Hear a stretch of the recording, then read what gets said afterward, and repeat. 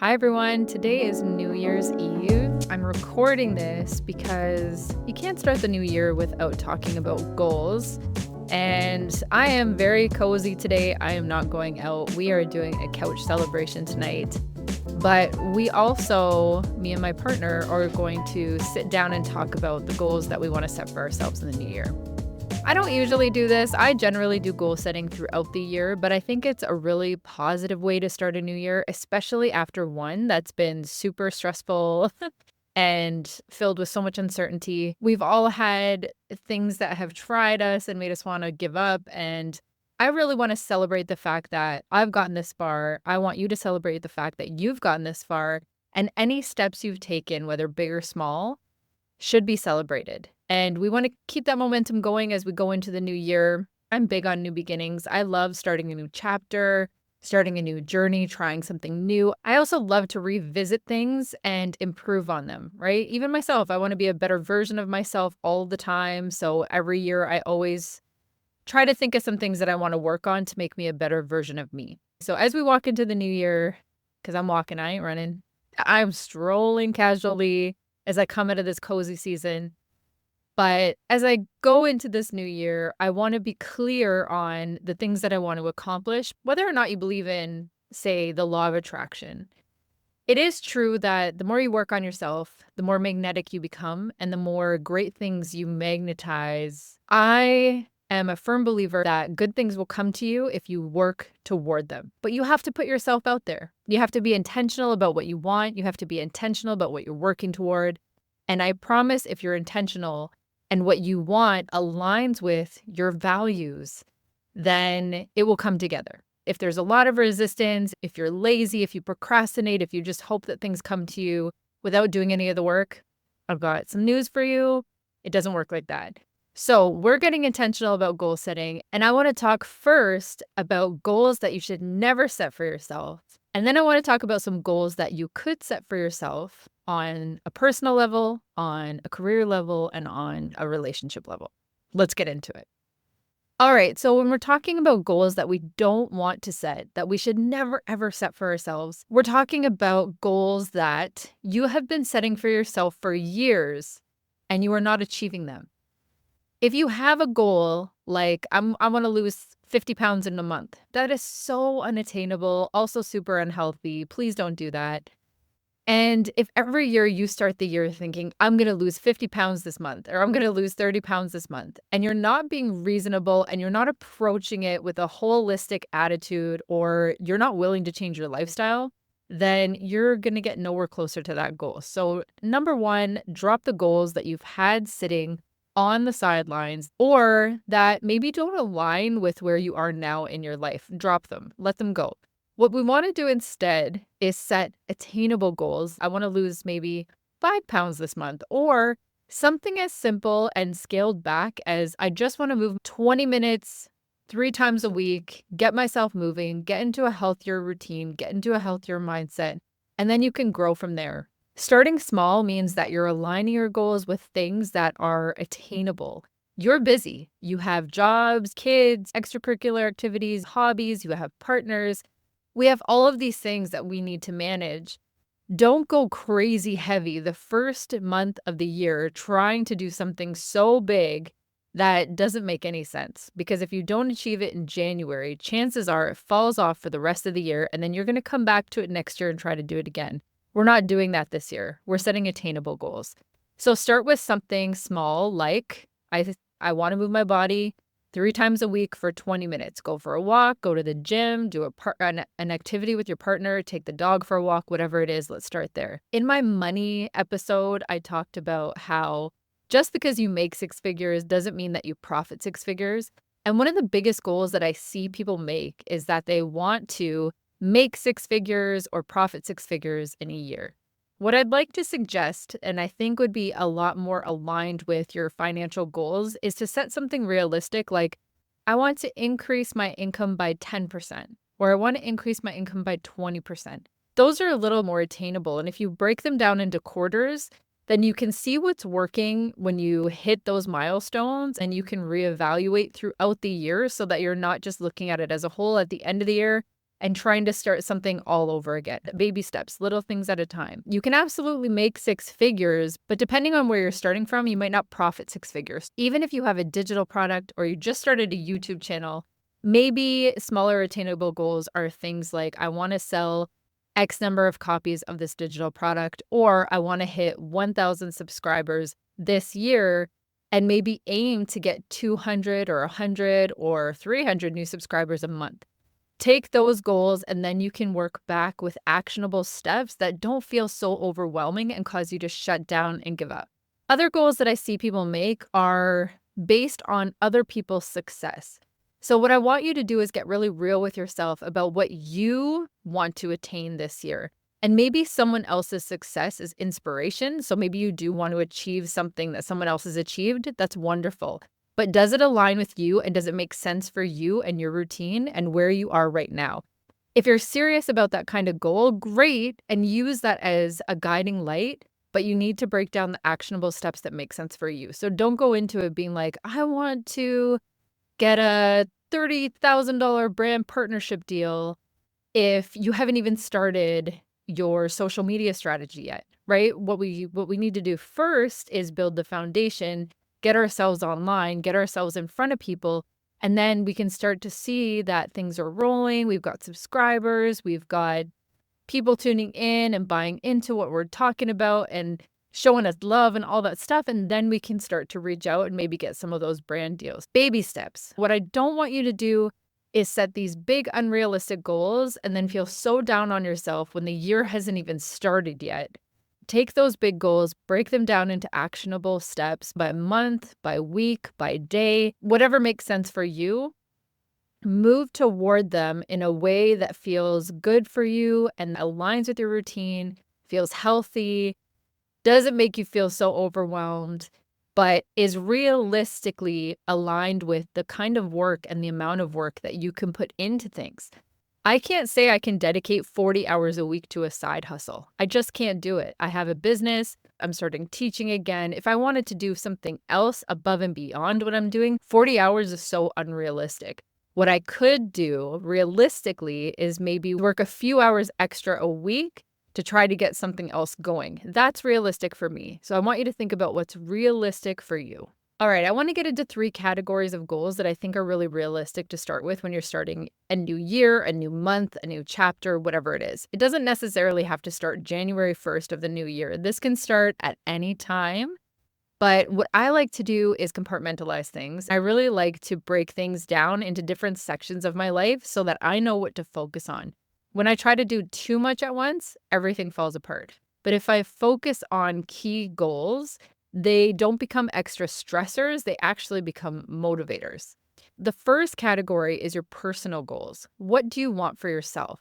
Most people will mix their personal and career goals together, but what I want you to do is separate them out. So think of personal goals like your health, your mental health, your physical health, your well-being, hobbies, personal growth, things that you can do to improve yourself on your journey to becoming the best version of yourself. So when we're talking about mental health, you got to set boundaries for things that are causing you too much stress. You need to eliminate things that no longer serve you, whether that be things or people. And I know that's hard sometimes, but we really got to take care of ourselves. If anything, time is going faster, days are shorter. We need to take care of our mental health by cutting out the things that no longer serve us. We also need to be super aware of the shit that we bring to the table, right? So if there's something that I need to fix within myself because I have a bad habit or past trauma or things that I'm doing that are not helping my journey to becoming my best self. Self-awareness is key here, and that could be through therapy or journaling or practicing mindfulness. Those are the kinds of things that could help me with my mental health. Physical health also contributes to mental health, I believe, and I feel like if I'm more physical, my mental health improves. So a personal goal for me would be to increase the amount of physical activity that I do because I know that it's going to make me feel better mentally. Something for you could be, I just want to move my body so many times a week. Maybe you want to sign up for a 5K run or a 10K run and work backwards from there to accomplish that goal in a few months, right? Set that realistic goal. If last year you had it on your goal sheet to be more mindful and you haven't meditated since January 2024, then maybe this year something like, I just want to be more mindful. I want to practice more mindfulness could be a goal you set for yourself. And then working backwards from that, maybe it's, I want to journal once a week. I just want to write down how I feel, how the week went, where I'm at, what I'm thinking, how I'm feeling once a week so that you have something to reflect on. That would be a great place to start. The next thing we want to think about is our career goals. These are not personal. These are career. Things like, I'm going to sit down with my boss and we are going to talk about getting a raise. That's a career goal, right? Because last year you didn't get a raise. You think you deserve a raise, or you know you deserve a raise. Now's the time to take that next step and try to increase your income for 2025. If you feel like you've been going above and beyond and you feel like this is something that you've been putting off, it's time to get out there and negotiate. If you're a solo creative entrepreneur, then one of your goals could be that you want to increase revenue by 10% this quarter. That might mean developing a new digital product or increasing your outreach to get more leads and more clients. So again, I don't want you to think I'm going to make 6 figures this year. I just want you to focus on right now. Focus on the months, and you can even group those months into quarters so that you have more time to work toward the goal, but make it attainable. I want to X by X.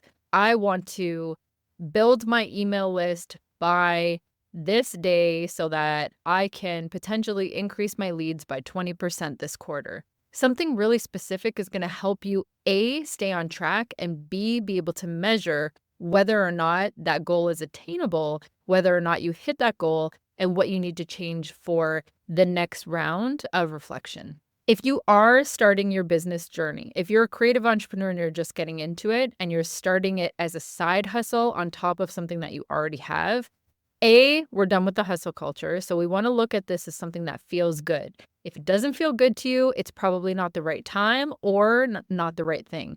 So if this is something that you're starting on top of something you're already doing with like a full-time 9-to-5 job, realistically, what I want you to do is set aside a certain amount of time that you can realistically stick to every week. So if it's 3 hours a week, 5 hours a week, 10 hours a week, 2 hours a week, whatever it is. If you're getting into something, start small and build on it as you go. Start with something a little less, like 1, 2, 3 hours a week, and then build up from there once you know that it's something that you can sustain. If it feels overwhelming, if it doesn't feel good anymore, maybe something needs to change and it just doesn't work with your lifestyle, that's okay. Okay, we can reevaluate. Start small, grow from there. And with career goals, I just want to remind you that we're not setting those career goals based on someone else's version of success. We're thinking about our version of success. We're not doing this for anyone else. We're doing this for ourselves. Stick to your vision and remember that what feels good for someone else might not feel good for you. And we are always, always, always doing what feels good and aligns with us and our goals and our big picture mission. All right, and then the third category is relationship goals. And when I'm talking about relationship goals, I don't mean just romantic goals. This could be friendships, family, whatever it is that you can do to increase the relationships in your life. I'm personally going to focus on my partner and me when I'm talking about relationship goals because I'm excited about going into a new year with him. And I really want to work on becoming stronger and having healthier communication. And we get so busy that one of my goals will absolutely be being more intentional about the time that we spend together. I love quality time. That is one of my love languages. So one of the things that we're going to do together is set these goals that make sense for both of us. And one of them being, how can we be more intentional with quality time? Because we're always going to be busy. That's not going to change. So how can we work around that? The thing about relationships and relationship goals is that it's not about changing the other person or fixing the other person. It's about how you two can come together to work towards something that works for both of you. So if having a date night once a week isn't working, maybe it's once a month. Maybe, like I said, it's just about being intentional about quality time. So like you have Thursday off, I have Thursday off. Okay, let's get together and do something. Let's go for a hike, the movies. Let's watch some football, let's make dinner together, let's go out for dinner, whatever it is. It's about communicating and finding what works for both of you to keep you on the same page. When we're so busy and we're so focused on everything else, our relationships suffer because we end up putting the person and the people we love last. We do this a lot, don't we? We get so focused on everything else that the people we love the most get neglected. I'm sure you can relate to this, but we want to fix that. We want to focus on the people that are here now in our lives, the people who love us, the people we love, the people who care about us, the people we care about. We want to put our effort and attention into nurturing those relationships so they can continue to last and continue to fill our cups. We need friends. We need our partners. We need family members that are good for our souls, right? This isn't about the people that we need to cut out, because that also needs to happen. We need to get rid of people and things that no longer serve us. But the ones that do listen, the ones that care, the ones that are unjudgmental, the ones that give us the hard truths, the ones that cheer us on and motivate us and just love us up so much, we need to focus on them, and we need to be intentional about nurturing those relationships. So your relationship goals should focus around, how can I show up better for you? And how can you show up better for me? Let's meet in the middle and rock this year, and let's create some meaningful moments. Making goals that stick can be as simple as following this 3-step framework. Start with clarity. What do I really want? And why does it matter? Okay, let that be your main guiding light when you're thinking about the goals that you want to set for yourself in any of the categories we talked about today. Then you want to take actionable steps and scale it back to the point where you can ask yourself, what's the smallest step I can take today to get me closer to that goal? And then the third one is accountability. How are you going to track your progress? Are you going to track weekly, monthly, or quarterly so that you know if you're on track, what's working, what's not working, what you might need to change, and how you can maximize the year to get you closer to your big dreams and the person that you really want to be? It's not about being perfect. It's about showing up for yourself and being consistent, showing yourself some love, showing yourself some grace when you fall off track, but then getting back on track and moving forward.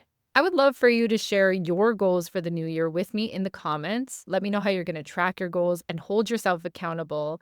And if you need a little help, especially if you're starting your own creative venture or you're a creative entrepreneur that really wants to grab hold of this new year and make it count, I do have a success planner that is up on my website. I'll link it in the description below. Whatever you do, I hope that this new year brings you so much more love, so many more blessings. Be thankful that you got this far, because it's been tough.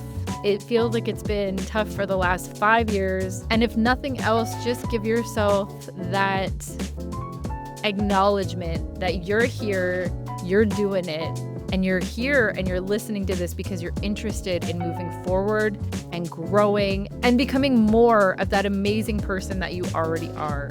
So until next year, cheers to you. Cheers to the new year.